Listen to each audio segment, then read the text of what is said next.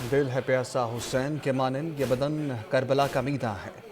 یوم عاشور پر حضرت امام حسین اور رفقا کی عظیم قربانی کو خراج عقیدت پیش۔ اسلام آباد، کراچی، لاہور، پشاور، کوئٹہ سمیت مختلف شہروں میں ماتمی جلوس منزل پر پہنچ کر اختتام پذیر۔ فاطمہ کے لال کی پرصداری سینہ کوبی اور نوحہ خوانی کی گئی۔ شہدائے کربلا کی بھوک اور پیاس کی یاد تازہ کرنے کے لیے ملک بھر میں سبیلوں لنگر کا اہتمام۔ جگہ جگہ دودھ، شربت اور ٹھنڈے پانی کی سبیلیں، کہیں منو حلیم بنی تو کہیں انواع و اقسام کے پکوان تیار۔ بڑوں کے ساتھ ساتھ بچوں کا جذبہ بھی دیدنی۔ دریا کو تم نے چھین لیا، میں نے کچھ کہا، پانی دکھا۔ یوم عاشور پر کربلا معلیٰ میں لاکھوں افراد کا اجتماع۔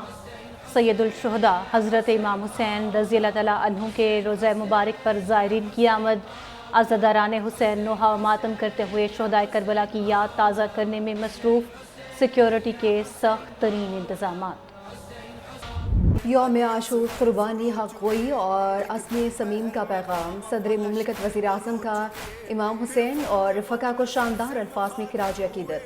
صدر مملکت آصف علی زرداری نے کہا کہ یہ دن حضرت امام حسین رضی اللہ تعالیٰ عنہ اور ان کے جانثار رفقا کی عظیم شہادت کی یاد دلاتا ہے، جو باطل کے خلاف ایک ابدی جدوجہد کی علامت بن چکا ہے۔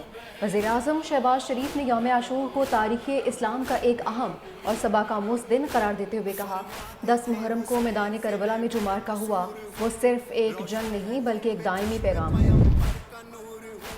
سیاسی قیادت کا امام حسین اور ان کے رفقا کو سلامی عقیدت۔ چیئرمین پیپلز پارٹی بلاول بھٹو زرداری نے کہا، عاشورہ ہمیں حق اور باطل، عدل اور ظلم کے درمیان ابدی جنگ کی یاد دلاتا ہے۔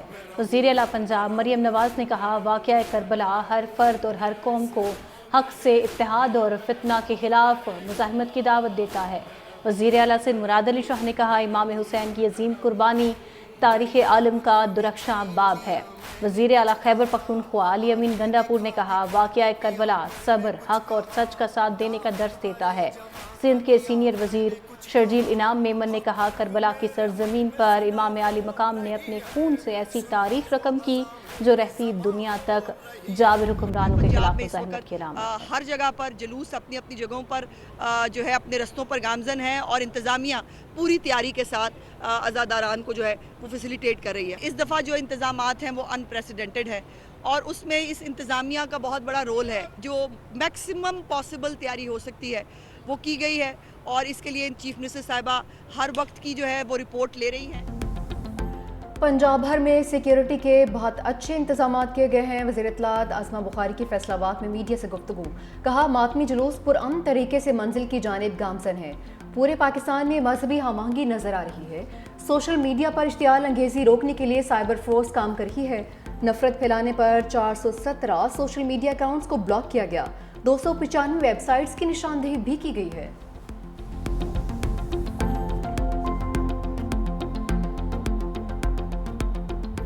ایران کے سپریم لیڈر آیت اللہ خامنائی منظر عام پر آ گئے۔ ایران اسرائیل جنگ کے بعد رہبر اعلیٰ کی پہلی بار کسی تقریب میں شرکت۔ غیر ملکی میڈیا کے مطابق سپریم لیڈر آیت اللہ خامنائی نے تہران میں شب عاشور کی مجلس میں شرکت کی۔ مجلس میں شریک عزاداران نے فلک شگاف نعروں سے رہبر اعلیٰ کا استقبال کیا۔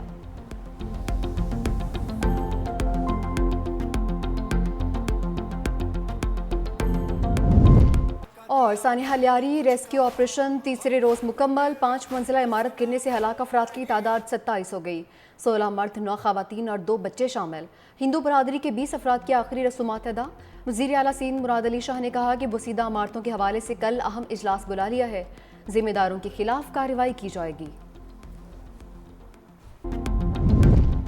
برطانوی ہائی کمشنر جین میریٹ کا کراچی میں عمارت گرنے کے واقعے پر اظہار افسوس، کہا، لیاری میں رہائشی عمارت گرنے سے المناک جانی نقصان پر گہرا دکھ ہے۔ بہادر ریسکیو ورکرز نے مشکل ترین حالات میں انتھک محنت کی، میری ہمدردیاں متاثرہ خاندانوں کے ساتھ ہیں۔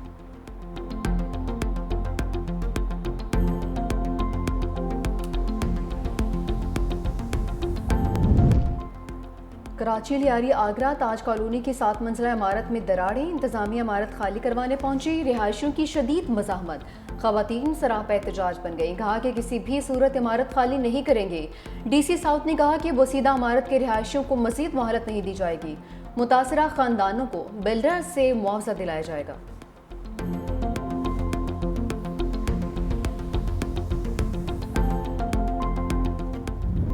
مودی سرکار آپریشن سندور کی مانگ اجڑنے کا اعتراف کرنے پر مجبور۔ معرکہ حق میں رافیل طیاروں S-400 دفاعی نظام کی تباہی اور سینکڑوں فوجیوں کی ہلاکت تسلیم کر لی۔ شکست خوردہ بھارت کے ہلاک پائلٹس اور فوجیوں کو اعزازات دے کر ہزیمت چھپانے کی کوشش۔ اعزاز حاصل کرنے والوں میں رافیل طیاروں کے 4 ہلاک پائلٹس، آدمپور اور ادھمپور ایئر بیسز پر تعینات درجنوں اہلکاروں سمیت ہیڈ کوارٹرز 93 انفینٹری بریگیڈ کے فوجی بھی شامل۔ آدمپور ایئر بیس پر S-400 کے 5 آپریٹرز کی ہلاکت کا اعتراف جدید ترین دفاعی نظام کے تبادلے کے تسلیم کرنے کے مترادف ہے۔ لائن آف کنٹرول پر بھی بھارتی فوج کو 250 سے زائد ہلاکتوں کا سامنا کرنا پڑا۔ دفاعی ماہرین کے مطابق ابتدا میں بھارت نے رسوائی سے بچنے کے لیے ہلاکتیں تسلیم نہیں کی، اب اعزازات دے کر اپنی شکست پر پردہ ڈالنے کی کوشش کر رہا ہے۔ پاکستان نے بھارت کو بری طرح سے شکست دی، جنگ اپنے بل بوتے پر لڑی، دشمن کے تمام دعوے مٹی میں ملا دیے۔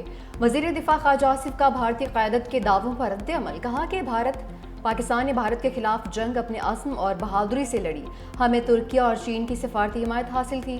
بھارت کی سیاسی اور عسکری قیادت کے جھوٹے بیانات سفارتی محاذ پر بھی مودی کی شکست کا نتیجہ ہیں۔ ہماری فتح واضح تھی، پاکستان کی مسلح افواج نے اپنا لوہا منوایا ہے، ہمیں پوری دنیا کی سپورٹ ملی ہے، بھارت کے ساتھ صرف اسٹائل کھڑا تھا۔ مودی حکومت سکھوں کے خلاف بین الاقوامی سطح پر ریاستی دہشت گردی میں ملوث۔ بین الاقوامی جریدے دی گارڈین نے مودی سرکار کی ریاستی دہشت گردی کو بے نقاب کر دیا۔ برمنگھم میں سکھ رہنما اوتار سنگھ کھنڈا کی مشکوک موت پر سوالات اٹھا دیے۔ اوتار سنگھ کو بھارتی ایجنسیوں سے خطرات کے باعث برطانیہ میں سیاسی پناہ ملی تھی۔ برطانوی اخبار کے مطابق بھارت سکھ تحریک کو دبانے کے لیے ٹارگٹ کلنگ، اعصابی زہر اور کیمیکل ہتھیاروں کا استعمال کر رہا ہے۔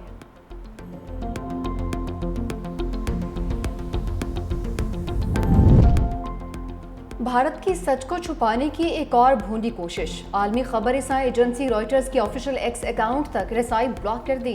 بھارتی شہری رائٹرز تک رسائی نہ ہونے سے پریشان۔ بھارتی میڈیا کے مطابق پاکستانی مواد بلاک کرنے کے بعد عالمی میڈیا کو بھی سینسر کرنا شروع کر دیا گیا ہے۔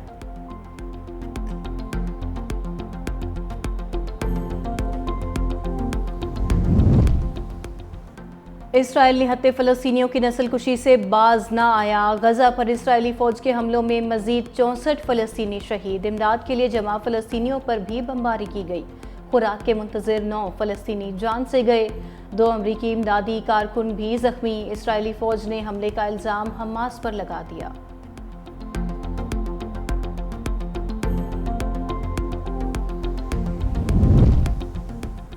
اسرائیل کا غزہ جنگ بندی پر بات چیت کے لیے مذاکراتی ٹیم قطر بھیجنے کا اعلان۔ عرب میڈیا کے مطابق اسرائیلی مذاکراتی ٹیم آج دوحہ روانہ ہوگی۔ امریکہ اور قطر کی تجویز کردہ جنگ بندی معاملات پر بات چیت ہوگی۔ اسرائیلی وزیراعظم آفس کے مطابق حماس نے جنگ بندی کی امریکی اور قطری تجویز میں ترامیم کا مطالبہ کیا ہے جو ناقابل قبول ہے۔